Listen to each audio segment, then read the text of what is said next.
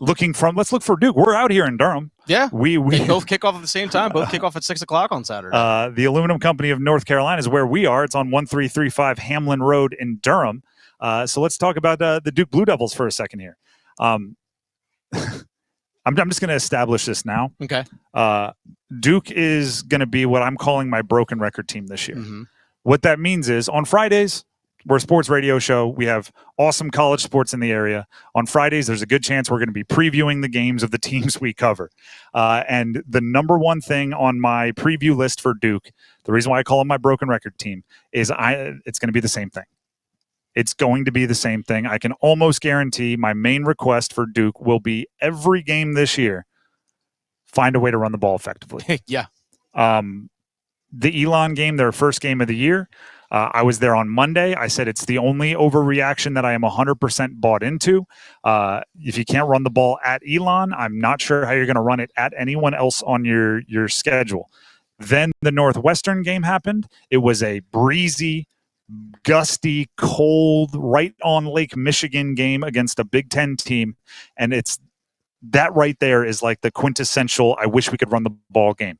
Like it's difficult to throw. Weather wasn't cooperating. You're playing against a team that, plays in a very tough-nosed conference. I wish we could run the ball, and they really couldn't. Now, similar to what we just talked about with their crosstown rival, the Tar Heels, they won both games. So credit to you for finding a way to overcome that against Elon and Northwestern. I don't know if it'll be that easy to overcome in other games on your schedule. I don't think they're explosive enough offensively to get into shootouts, especially outside of Jordan Moore. And I think there will be teams that are smart enough to just double team that guy and try to make someone else beat them. So if you don't want to get in shootouts, you need to possess the ball. You need to have long possessions. You need to move the chains. You need to keep it out of the other team's hands. And you do that by running. You do that by running the football. And what I've seen so far, Duke really can't. Part of it is the Jaquez Moore injury that happened early in the Northwestern game, but Jaquez Moore was there for Elon, and they didn't get anything going in that one as well.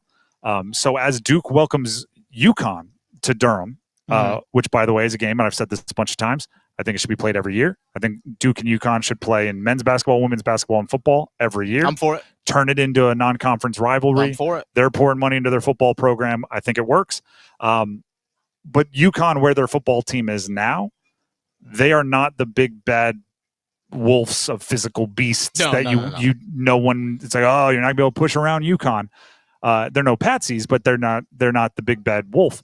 Find a way to run the ball.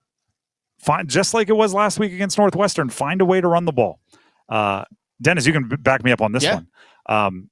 Dennis has heard me twist my brain into a pretzel around the office a few times, wondering if Duke can't find a way to use Maalik Murphy in the run game, despite the fact that he's a pocket passer. He's not that's not his game. Yeah, he's the definition of pocket passer. But I continue to try to just, almost like no bad ideas in the conference room. Like, I don't know, maybe he's not gonna pick up 5, maybe he picks up 3. Like you got to do something.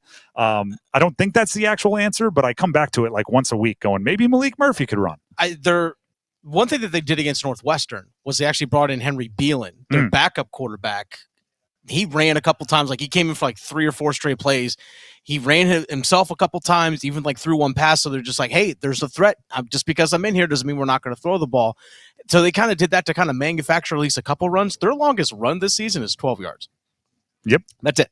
I mean, granted, it's 2 games, but it's just 12 yards. And it's Star Thomas, their backup running back, who got a bulk of the carries against Northwestern. He actually had 58 yards on 17 carries. So 3.4 yards on average there. So I don't know how you do it. I don't know if you try and manufacture where you're trying to get Jordan Moore like on sweeps, kind of like they did with basically used Casey Concepcion at NC State last year. Maybe they're trying to do something like that. But Maalik Murphy's got a cannon, but they got to have something that complements his arm. I completely agree. And unless against UConn they come out and they run for 4.2 yards a carry and it is effective and they can control the tempo, you will see me right back here a week from today saying the very same thing, because I think it's that important to that offense. It's that important to the pass offense to get the running game going for the Duke Blue Devils. In the game against Northwestern, they averaged about 3 yards a carry 3.1, and then against Elon was 2.2. And then I'll throw this out there. It's also a little bit of it's a backhanded compliment, but a little bit of a compliment to the rest of the team. I think Manny Diaz has the defense playing well. Oh, yeah. I think Maalik Murphy and They Jordan tackle Moore really well. have the offense, at least through the air, having a bit of an identity. So, part of me saying I know I'm going to be worried about the running game is saying I'm pretty confident I'm not going to be up in arms about anything else. So it's a backhanded compliment. Don't get me wrong. But there's a bit of a compliment to the rest of that roster. Yeah, their defense is pretty strong. Even losing guys like Dwayne Carter up front, they're still pretty strong defense. And they're bought in. Manny Diaz has 100%. done a really good job getting them all bought in.